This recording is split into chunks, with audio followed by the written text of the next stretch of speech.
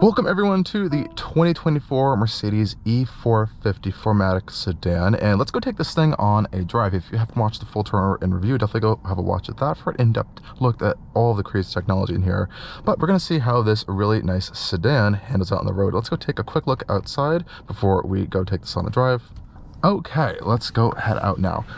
So this 2024 Mercedes E450 is a baby S-Class at this point, but it has a little more maneuverability as it's not as long, and it has way more technology actually than the current S-Class with this new super screen we have in this particular one. Even just all the AI features and these new cameras and TikTok integrated, it's a little bit of a technology overload, but it's still great as you can kind of simplify everything and just focus on the pure luxury driving experience of this vehicle.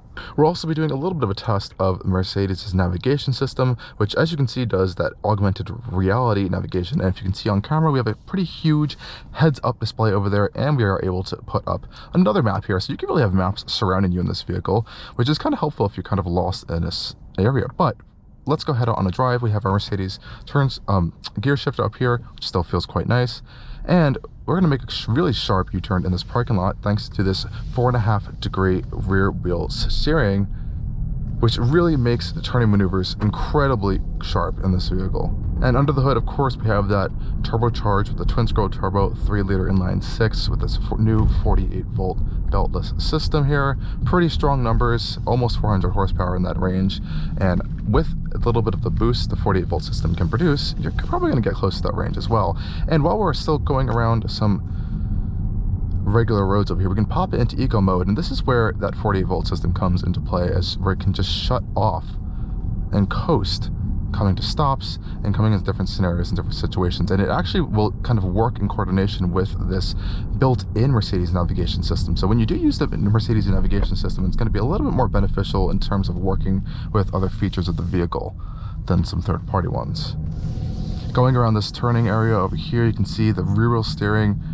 It makes this so effortless of a turn. You really don't even feel like you're moving also. You just feel like you're just gliding around the top corner. It's a little bit of a surreal feeling. And even in eco mode, it does get up and go if you do need all of that power, which is always on tap here. But the incredible thing is with this power also comes pretty impressive fuel efficiency. On the highway, you can get around like 30-ish plus mpg, which is impressive. It's pretty much what a regular 4-cylinder E350 will get as well. As you can see here, the AR navigation is doing its thing, but we can kind of multi-function this middle display here to view a whole bunch of other fun information. And of course, you have some other cool displays like the sports display, the navigation display, and even what we'll be testing out in a second is the assistance display, which this particular one is super advanced. I think it's on the levels of the Cadillac Super Cruise, where it can change lanes. It kind of takes over all the driving experience for you, which is quite nice. Changing drive modes is also pretty easy with this button right over here. We can go from comfort, sport, individual, and eco mode. And as you can hear now, the engine is completely off, and it's almost seamless turning it on as well when you take your foot off the brake. It's pretty impressive.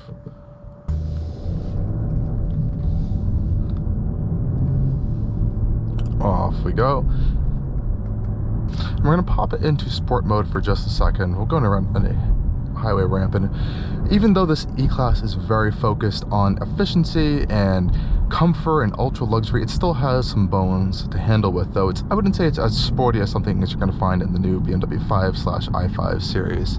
That's definitely tuned a little more on the more dynamic and sporty side. This one is definitely more focused on being a baby S-Class in terms of having all that ultra luxury comfort and quietness in this cabin. Now with the rear wheel steering, it does feel a little bit funky on turns, so you kind of have to get used to how this steering is set up. A little bit too much input, maybe a little bit too much steering more than you think. There is a way to actually disable this rear wheel steering if, well, you actually need snow change. It's a snow change button, but it does seem to reduce that system back there. So if you don't really like it and you have it on your vehicle, I guess you could turn it off with that, but I think it's best to use it and get used to its helpful features when you do need it, like in a parking lot. Quick acceleration test here. Really strong power out of this straight six, and pretty good braking performance as well. Very soft pedal, nothing really hard, even in sport mode, which as you can expect out of this luxury focused car. And it's almost a sort of blended brake pedal in the sense that a little bit of it can actually use the 48 volts regenerative systems to kind of charge the battery pack before it gets into those friction brakes. Now I want to put to test the Distronic system that Mercedes has in the new E-Class, and this one, as I mentioned, can do full lane changes, not only if you request it, but automatically, just like something like Cadillac's Super Cruise can do as well. It's pretty easy to turn on the left-hand side of your steering wheel. You just pop on the on switch and set your speed, and it's pretty much all ready to go. So not too much to really think about there. And you get these really cool graphics on our display here, kind of showing the target distance of what you have set for your car, as well as your speed.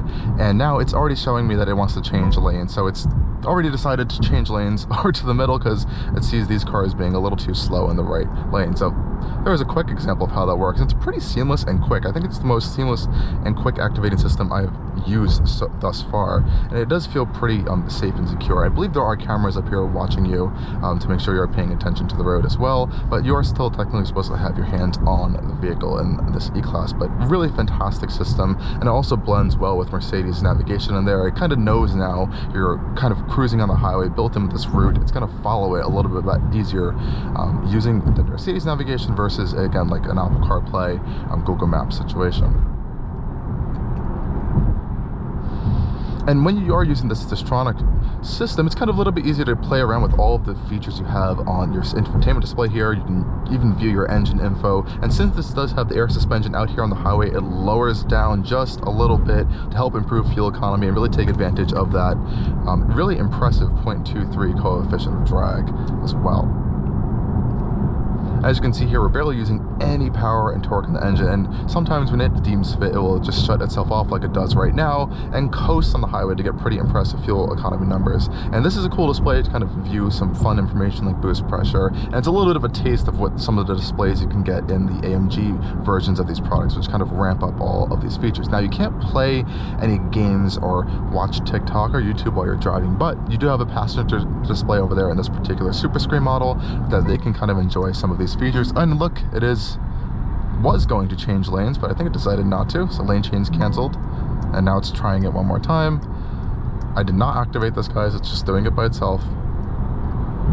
And there we go. And if you can kind of see it on camera, we have an absolutely massive heads-up display. It's kind of this big. I'm kind of seeing how from my angle of view is, so really impressive.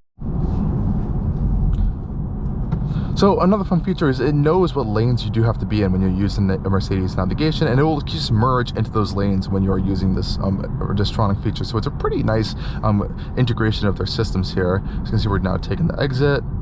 But another fun feature about this vehicle is that it has an incredible 4D Burmester audio system here. There's speakers, 3D speakers in the headrest, in the seats, so your whole seat will kind of play music around you. It's really unique experience, and these really gorgeous illuminated speaker grills on the doors, in the front, rear, and as well as up here. So you have speakers pretty much all around you.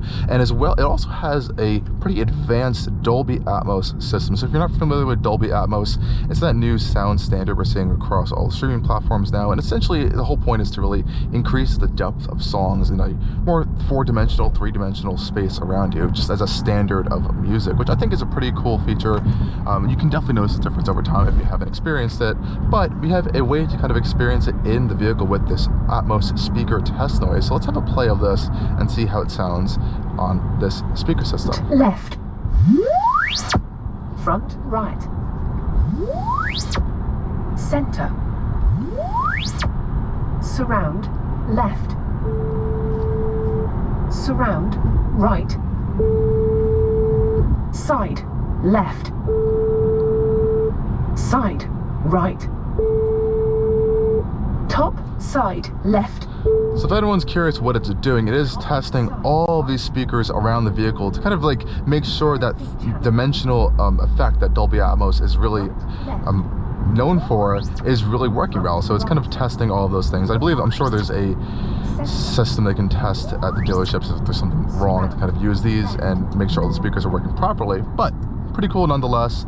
And using a pretty nice song and experiencing how these seats kind of envelop the sound around you in person is really something to experience. I'd encourage you to go over to like a Mercedes dealer and see if they have it if you're really interested in that feature.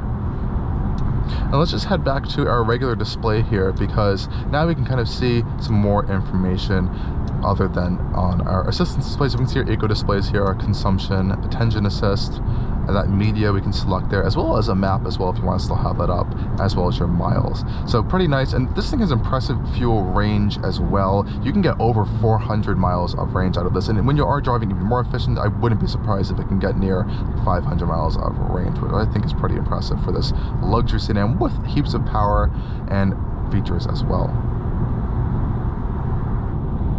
Now let's disable our Distronic system for just a moment to kind of test out another fun feature, is that coasting capability that this vehicle can do.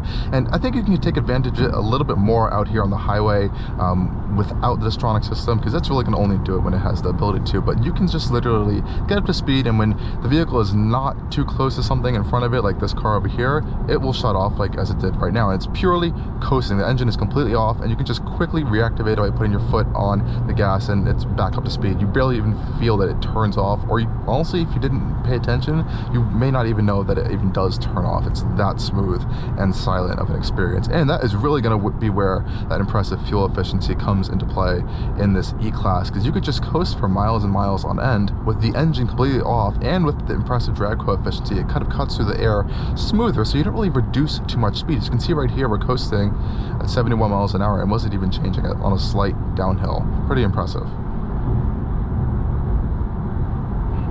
And it is a pretty smart system as well. So if you're too close to a vehicle, it will actually charge that 48 volt system and use that regen, and then coast when you kind of slow down to a lower speed. It'll know if you're coming up to an intersection, and it may predictively want to shut the engine off as well. So it's thinking about all these situations for you to kind of get the best efficiency out of the vehicle. And yeah, guys, the E-Class is just incredibly quiet, incredibly comfortable, and as we do pull up to our destination here, we're going to have to test one more feature that we have, and that would be, it's pretty good, parking assistance function. So we're coming here to the parking lot now, and all we do is press this button right here in the center console, and that will open up our parking assistance, and now we can just drive by, and it will attempt to find a spot to either back into or to pull into, which I think is a little bit more of a challenge, which I think we may have to put to the test here. So we're rolling by some spots here, and it did actually already find 2 spots. So here we can see we can change the direction, so we could pull in or reverse in.